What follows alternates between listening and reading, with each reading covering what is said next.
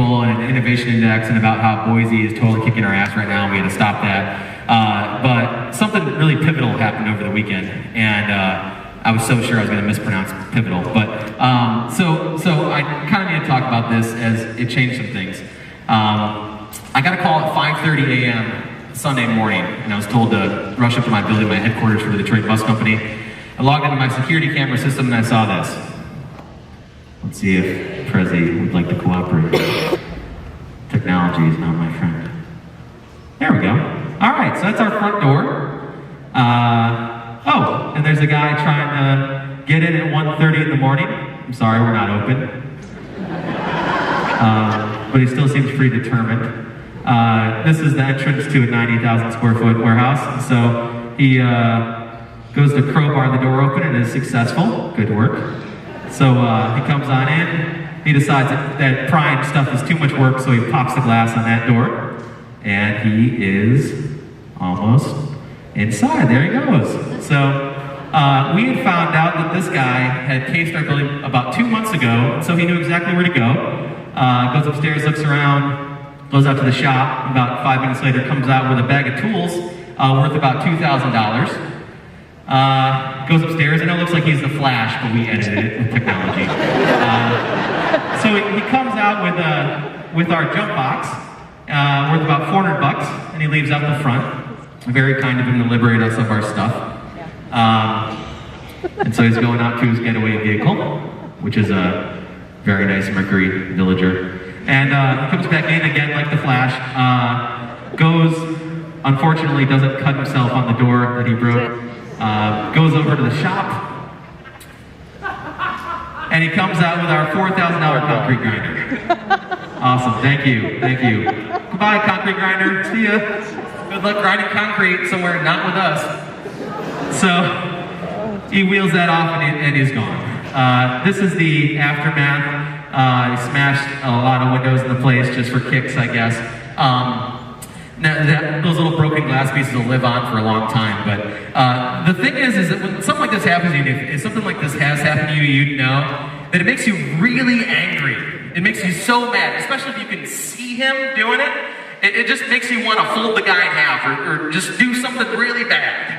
But then quickly, that anger gives way to despair. You think, if my stuff's just going to get stolen, why would I build anything in this city? Why would I put my time and effort in and try to build something just to have somebody break in and steal it?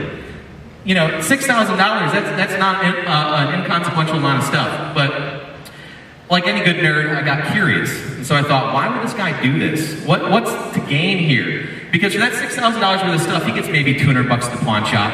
And it's not that this isn't work. You know, he's levering on a door, he's carrying equipment, and he's risking life and limb for this. You know, he's breaking into a building that there might be someone waiting there with a shotgun. Like, there is a significant amount of risk to this. And so my thought was, this is probably the best opportunity that he's got available to him right now. So these are the 4 things that we figured out that you need to have a successful Detroit going forward. And so job opportunities. Primary, and I know that sounds like a cliche, you know, jobs, just go get a job off the job tree. But the thing is that I really believe people want to be productive. You know, they want to have a purpose. Stealing things out of a warehouse is not something you put on a business card. You know, this is really like, people want to have a job, but without education, no job. You know, if you're illiterate, you're not going to become an engineer. The jobs available to you are pretty dismal. But if there were all the jobs and all the free schooling, it was all great, if you can't get there, it doesn't matter. And so mobility is crucial. And then finally, public safety. So we have to increase the barrier to entry to these crimes. You know, you have to probably get caught for people to not want to do these things anymore. You know, there's really kind of no repercussions right now. He knew that he was going to get caught. He watched our building and eventually made his move, and he's got our stuff now. And so as the owner of the Detroit Bus Company, obviously we focus on mobility. That's our thing.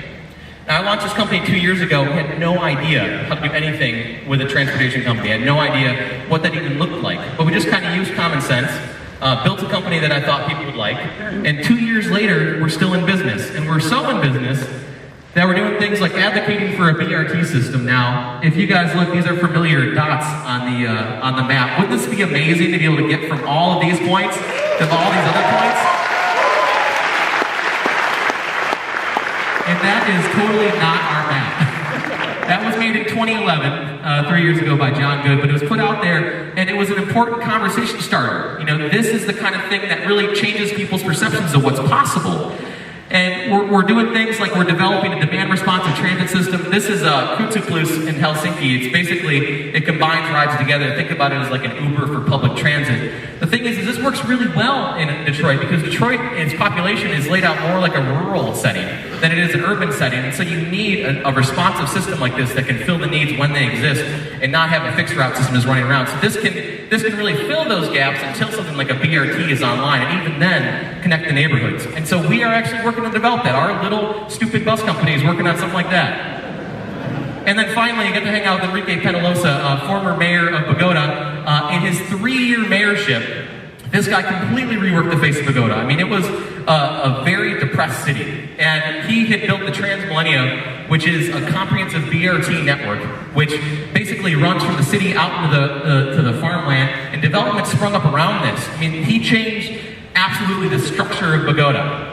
So, I didn't come here, though, to talk to you about patents, or to talk to you about transit or any of that stuff that I'm actually good at because it's geeky. I came to you to talk about these 4 things.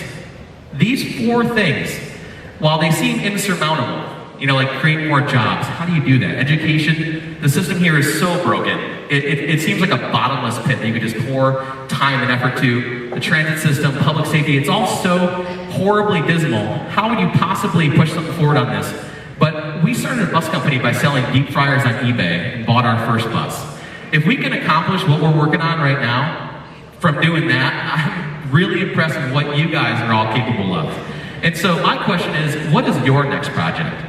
Because Detroit does not need another bar or restaurant. We got enough of those. We got Johnny Noodle King, it's awesome. We got my ramen. I want you to do something really amazing. I want you to work on one of these 4 things. And so, what's it gonna be?